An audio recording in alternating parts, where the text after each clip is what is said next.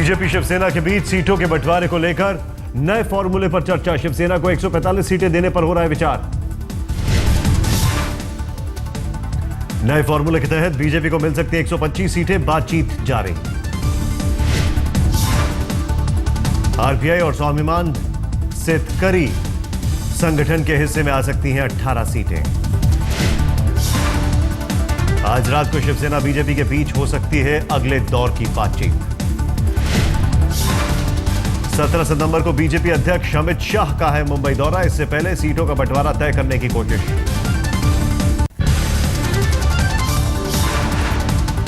कल महाराष्ट्र बीजेपी के प्रभारी राजीव प्रताप रूडी ने बंटवारे में बराबर सीटों की जताई थी इच्छा। शिवसेना को भेजा था प्रस्ताव।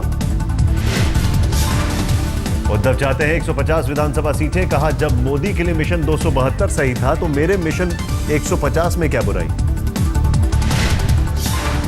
कांग्रेस और एनसीपी में भी सीटों को लेकर तनातनी। अकेले चुनाव लड़ने के मूड में कांग्रेस। महाराष्ट्र में कांग्रेस चाहती है 174 सीटें, एनसीपी राजी नहीं। एनसीपी चाहती है बराबर का बंटवारा। 288 में से 144 सीटों पर लड़ना चाहती है एनसीपी।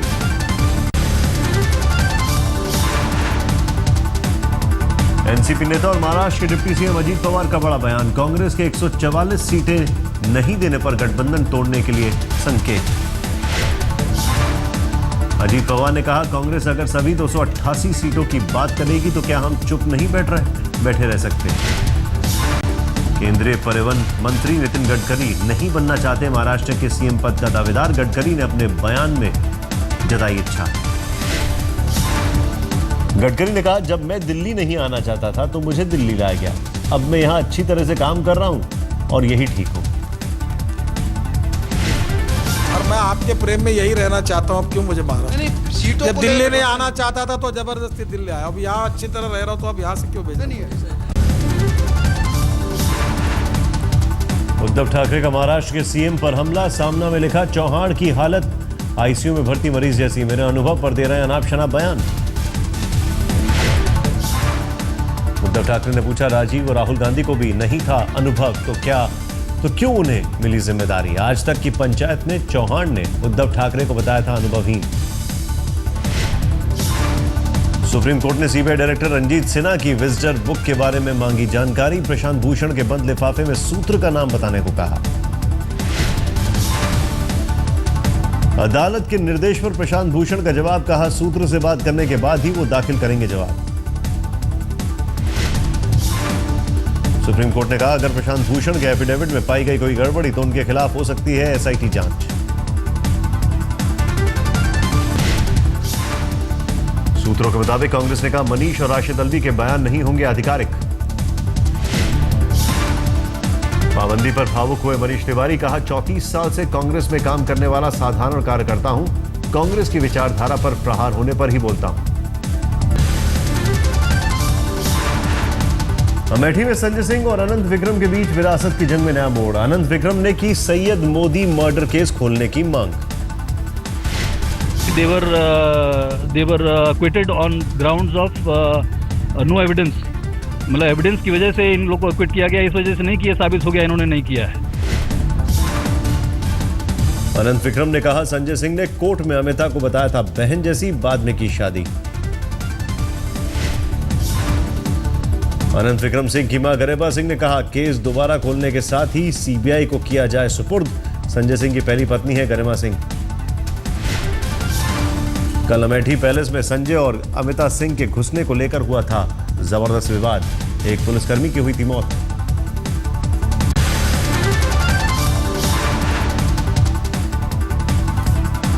राज्यसभा सांसद और कांग्रेस नेता संजय सिंह ने भी अपने बेटे अनंत विक्रम पर लगाए गंभीर आरोप। अमेठी में भूपति पैलेस के बाहर पुलिसकर्मी की मौत पर जताई चिंता। संजय सिंह का आरोप, गरिमा और अनंत विक्रम ने भूपति पैलेस पर किया कब्जा। कहा, इस साल जुलाई से पैलेस में रह रहे हैं।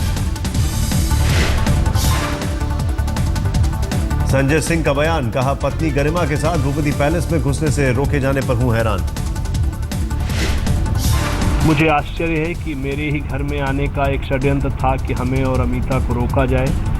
ये केवल हास्यास्पद है और उनकी अनंत विक्रम सिंह की कम अनुभव इमेच्योरिटी का परिणाम है। 30 साल तक उनको कोई समस्या नहीं आई और अचानक ये सारी चीज़ें उत्पन्न हो गई। ये एक पारिवारिक चीज़ है, इसमें भावनाएं जुड़ी हैं, कहीं ना कहीं वो दिक्कत आती है, कहीं ना कहीं ठेस पहुंचती है कि अगर किसी भी परिवार में जीवन है और जीवन में किसी के परिवार में भी डिस्प्यूट्स आ सकती है, कहीं कहीं परेशानियां आ सकती, लेकिन वापस प्रेम भी आ सकता है। पूर्व सीएजी विनोद राय का बयान, कहा मनमोहन सिंह पर कोई आपराधिक आरोप नहीं, बोले उनकी व्यक्तिगत ईमानदारी पर किसी को संदेह नहीं। विनोद राय ने कहा यह संभव है, जब आप सत्ता में होते हैं तो एक निश्चित दायरे में सोचते हैं, पर मनमोहन के इरादे पर शक नहीं कर सकता। प्रफुल्ल पटेल पर बोले विनोद राय, कहा है उनकी ईमानदारी संदेह की वजह नहीं, लेकिन एयरक्राफ्ट सौदे में थी कई खामियां। विनोद राय ने कहा पूर्व बयान पर अगर मुझे भी कोर्ट में घसीटा गया तो उन लोगों का नाम उजागर करूंगा जिन्होंने प्रफुल्ल को सौदे से दूर रखने को कहा था। विनोद राय ने यह भी कहा कि किताब में लिखी गई हर बात के सबूत हैं, वही लिखा जो संसद और पीएसी की बैठक में चर्चा का हिस्सा था। आज तक से बातचीत में शीला दीक्षित का बड़ा बयान, कहा राज्यपाल पद से इस्तीफा देने को कहा गया था।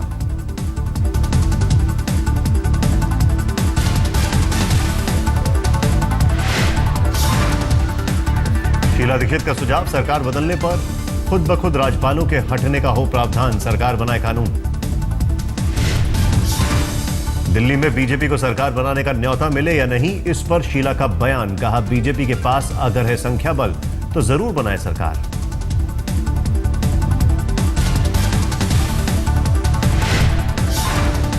कि अगर जो वो बना सकते हैं, उनके पास नंबर्स हैं, तो लेफ्टिनेंट गवर्नर तय करेगा और असेंबली तय करेगी कि भाई आपके पास ये नंबर्स हैं, हम सब संतुष्ट हैं, तो बनाएंगे।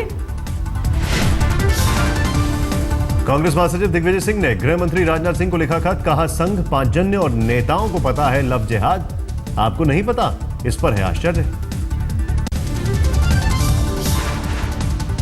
केंद्रीय कैबिनेट की बैठक खत्म, पूंजीगत क्षेत्र को बढ़ावा देने के लिए 930 करोड़ की परियोजना को मंजूरी।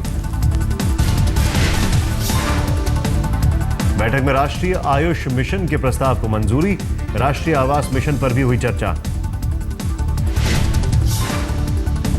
पूर्वोत्तर राज्यों में अरुणाचल और सिक्किम को नेशनल ग्रिड से जोड़ने की योजना, दोनों राज्यों को 950 करोड़ की बिजली परियोजना की मंजूरी। कैबिनेट बैठक में जम्मू कश्मीर की आपदा पर भी हुई चर्चा, मंत्रिमंडल ने राहत कार्यों की दी जानकारी। चीन के राष्ट्रपति शी जिनपिंग की यात्रा को लेकर विदेश मंत्रालय के प्रवक्ता सैयद अकबरुद्दीन का बयान, कहा भारत चीन दोनों के लिए लाभदायी होगा दौरा।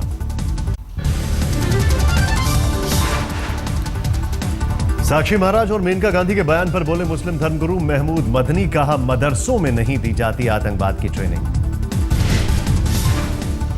महमूद मदनी ने कहा साक्षी महाराज और मेनका के बयान पर मोदी सरकार लाए श्वेत पत्र।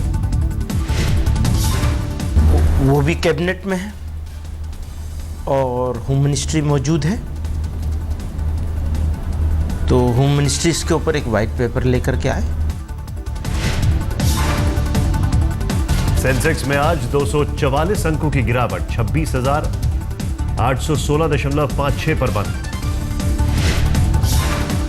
निफ्टी में भी 63.5 अंक की गिरावट, 8,042 पर बंद।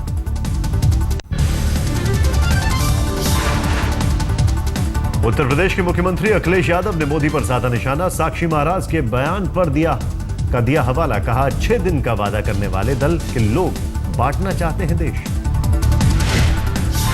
जो अच्छे दिन का वादा किया वो बात कर रहे हैं लव जिहाद पर, वो उन तमाम बातों को उठा रहे हैं जिससे समाज बटे। जम्मू के मेंढर में आतंकियों ने बीएसएफ की गाड़ी को बनाया निशाना, आईडी धमाके में बीएसएफ के 2 जवान और 3 दरबान घायल। महाराष्ट्र के गढ़चिरौली जिले में नक्सलियों ने किया धमाका, रिजर्व बटालियन के कई जवान घायल। विधानसभा चुनाव की तारीखों के ऐलान के बाद इलाके में सक्रिय हुए नक्सली, पुलिस आशंका और भी हो सकते हैं धमाके।